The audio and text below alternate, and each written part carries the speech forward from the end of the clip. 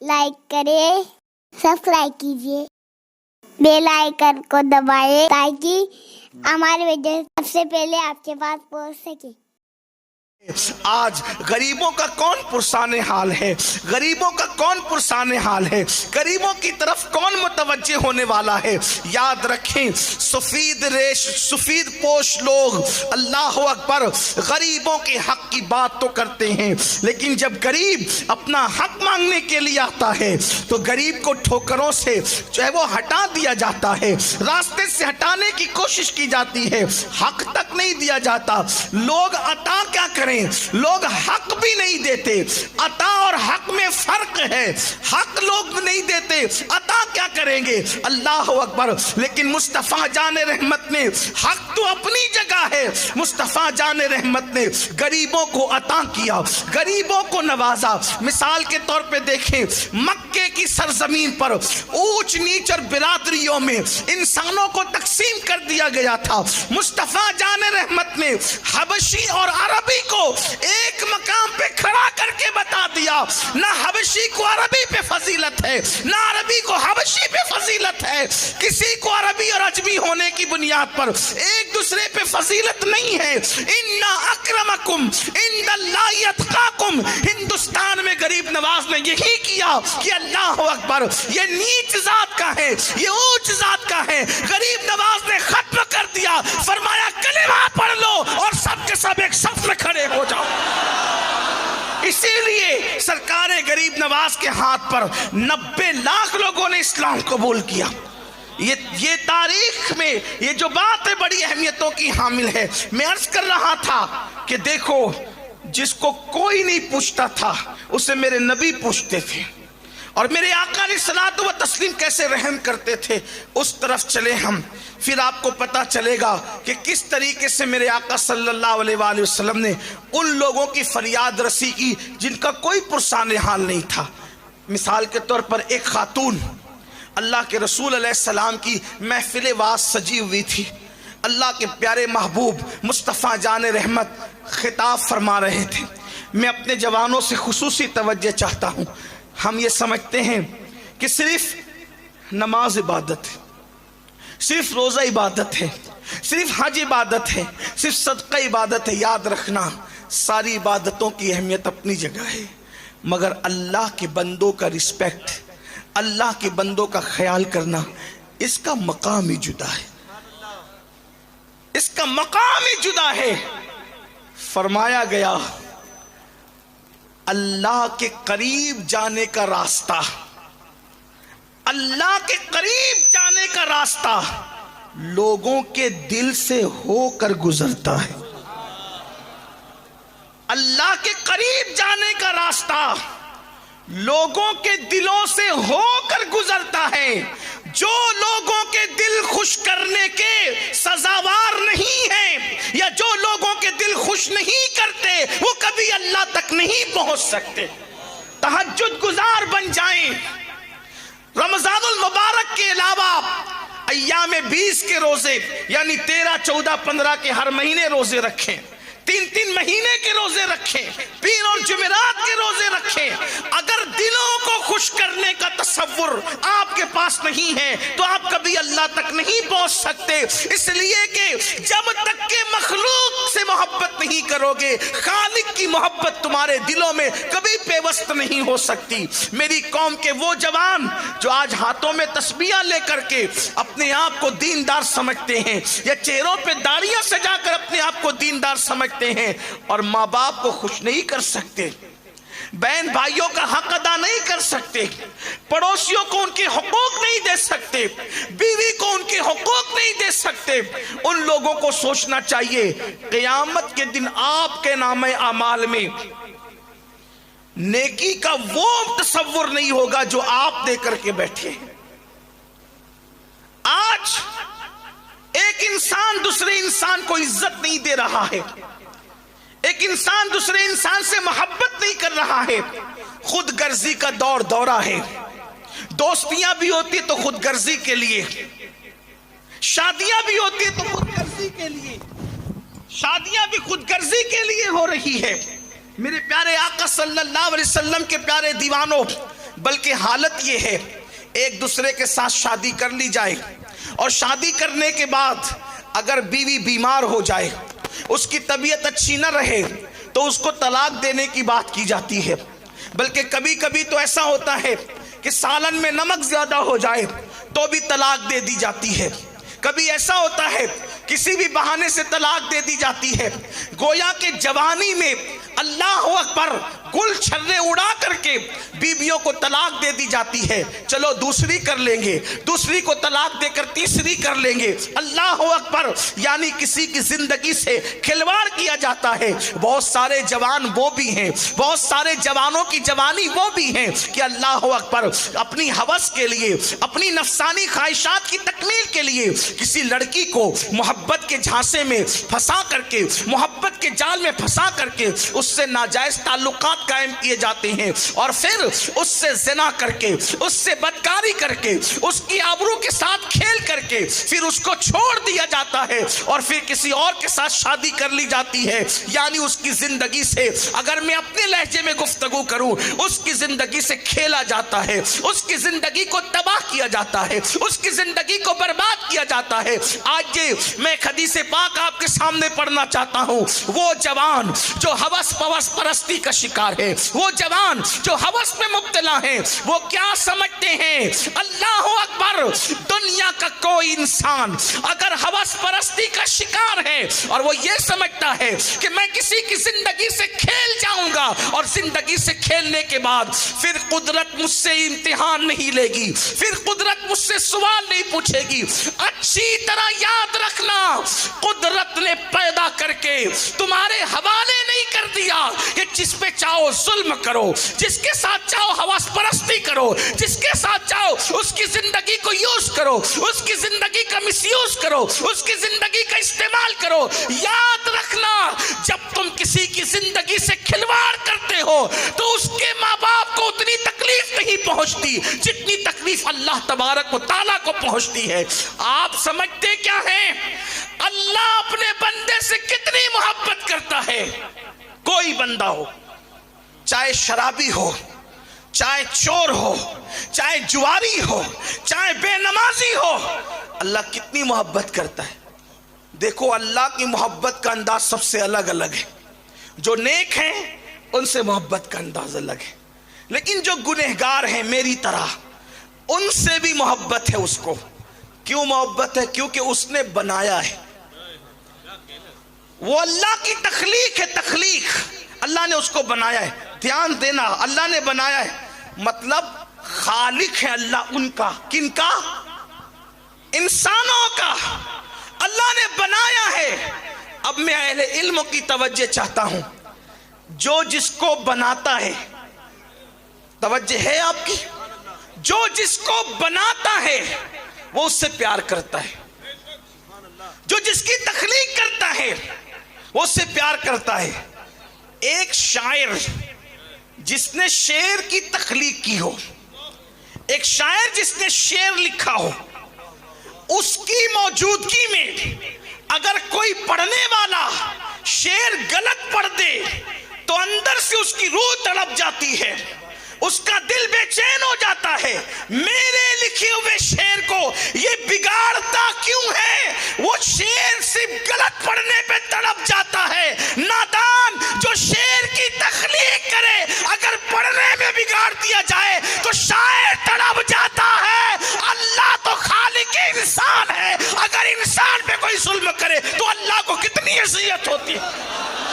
یہی درس انسانیت دینے کے لیے غریب نواز مدینے سے ہندوستان تشریف لائے تھے. ہمارے مذہب میں صرف نماز پڑھنا عبادت نہیں ہے, انسان کی عزت کرنا, انسانیت سے پیار کرنا یہ بھی عبادت ہے, بلکہ یہ بڑی عبادت ہے. اللہ اکبر. تو عرض یہ کر رہا تھا, آج نوجوان لڑکے یا لڑکیاں بھی ایک طرف کی بات نہیں کرتا. اگر کوئی کسی کی زندگی سے کھلواڑ کرتا ہے, ایک حدیث سنو, دل کے کانوں سے سنو ایک حدیث. اور کچھ وہ بھی جوان ہیں شادیاں کر لیتے پھر نشے میں مبتلا ہو گئے, شراب پینے لگے, بچوں کی زندگی سے کھلواڑ ہو رہا ہے، بچوں کی تعلیم پر توجہ نہیں، بیوی کی زندگی سے کھلواڑ ہو رہا ہے، اس کے حقوق پر توجہ نہیں، یوں تو ان کی دنیا اور آخرت دونوں تباہ ہے۔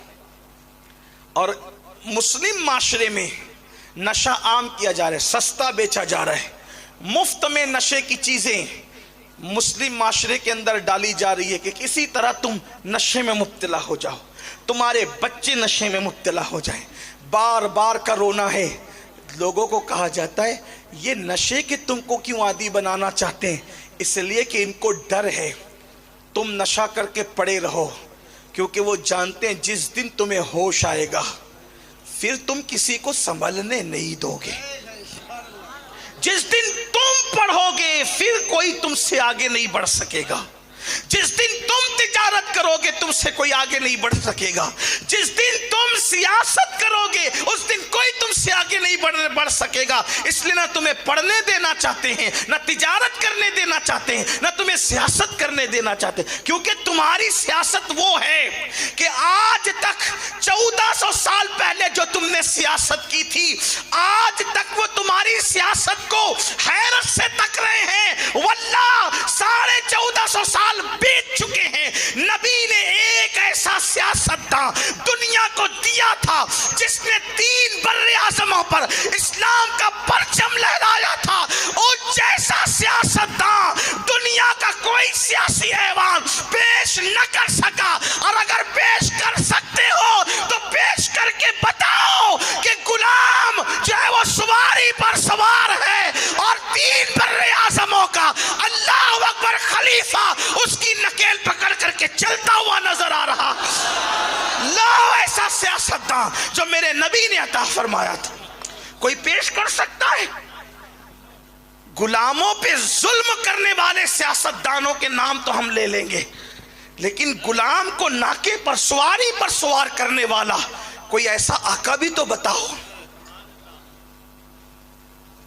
بیت المال کے پیسوں پر کئی ہزار روپے، کئی ہزار کروڑ کی فلائٹیں خریدنے والے سیاستدان تو ملیں گے، لیکن بیت المقدس اپنی کمزور سواری پر بیٹھ کر جانے والا،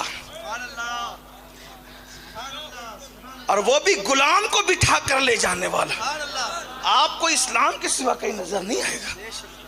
بیت المال کو پیسہ کھا جانے والے سیاستدان تو آپ کو ملیں گے، لیکن ایسا محتاط سیاستدان بھی ملے گا کہ مسجد نبوی میں وقت کا امیر المومنین ایک ڈائری نکال کر کے حساب لکھتا ہے اور ایک چراغ جل رہا ہے، ایک چراغ جل رہا ہے، تحریر ہو رہی ہے، بعد میں دوسری ڈائری آتی ہے تو قلم بھی دوسرا آتا ہے، ڈائری کے ساتھ قلم الگ تھا، ڈائری بدلی قلم بھی بدلا، چلے ڈائری بدلی قلم بدلا، لیکن ڈائری بدلی تو چراغ بھی بدلا۔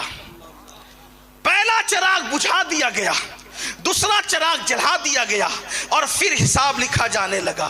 وقت کے امیر المومنین سے پوچھنے والے نے پوچھا، ڈائری میں تبدیل ہوئی بات سمجھ میں آتی ہے کہ دوسرا چوپڑا نکالا، دوسری ڈائری نکالی، لکھنے لگے، قلم کیوں بدلا؟ اسی قلم سے لکھا جا سکتا تھا، چلے قلم بدلا پھر بھی کوئی بات نہیں، چراغ کیوں بدلا؟ پہلا چراغ بجھایا، دوسرا چراغ جلایا، یہ بھی روشنی دے رہے، وہ بھی روشنی دے رہا تھا، وہ بجھایا کیوں، یہ جلایا کیوں؟ تو وقت کے امیر المومنین نے بتایا، پہلے میں حکومت کا حساب کر رہا تھا تو حکومت کا چراغ جلا رہا تھا، اب گھر کا حساب کر رہا ہوں تو حکومت کے چراغ کی روشنی میں گھر کا حساب کرنا یہ خیانت سمجھتا ہوں، اس لیے میں نے حکومت کا چراغ بجھا کر اپنے گھر کا چراغ جلایا ہے، کیونکہ حساب گھر کا کر رہا ہوں۔ وہ کون حساب کرنے والا تھا؟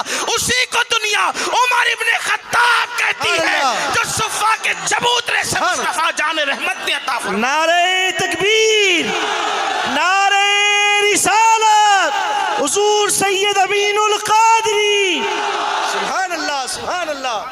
اس لیے تمہیں نشے میں مبتلا رکھنا چاہتے ہیں کہ پھر کوئی تم میں پرتو عمر پیدا نہ ہو، تمہیں اس لیے نشے میں مبتلا رکھنا چاہتے ہیں کہ پھر تم میں کوئی بو علی سینہ پیدا نہ ہو، پھر تم میں کوئی فیصا گورس جنم نہ لے سکے. یہ ہے سازشیں. آپ سمجھو گے کب؟ آپ کو کب سمجھ نہیں آئے گا؟ آپ تو کہتے ہو کہ یہ سہولت مل رہی ہے، وہ سہولت نہیں ہے. اگر ان کو آپ سے محبت ہوتی تو یہ انٹرنیٹ فری نہیں کرتے، یہ آپ کی روٹیوں کا انتظام کرتے، آپ کے بچوں کی تعلیم کا انتظام کرتے، آپ کے بچوں کی تربیت کا انتظام کرتے. یہ رات بھر آپ کو ننگا ناچنے کے لیے موقع فراہم نہیں کرتے. ہمیں سمجھنا ہوگا، ہمیں شعور سے کام لینا ہوگا. کہاں جا رہے ہو؟ کس کے پیچھے جا رہے ہو؟ بات دور نکلی. عرض یہ کر رہا تھا، اپنے بچوں کی زندگی سے کھلواڑ کرنے والوں، اپنی بیوی کی زندگی سے کھلواڑ کرنے والوں، یا ناجائز محبت، عشق کے نام پر ناجائز تعلقات قائم کر کے کسی کنواری لڑکی کی آبرو سے کھلواڑ کرنے والوں، حدیث سنو جس کا مفہوم اپنے الفاظ کے جامع میں پیش کر رہا ہوں. عورت سے کھلواڑ کرنا یا اس کی زندگی سے یا اپنے بچوں کی زندگی سے کھلواڑ کرنا، یہ تو بہت بڑا جرم ہے.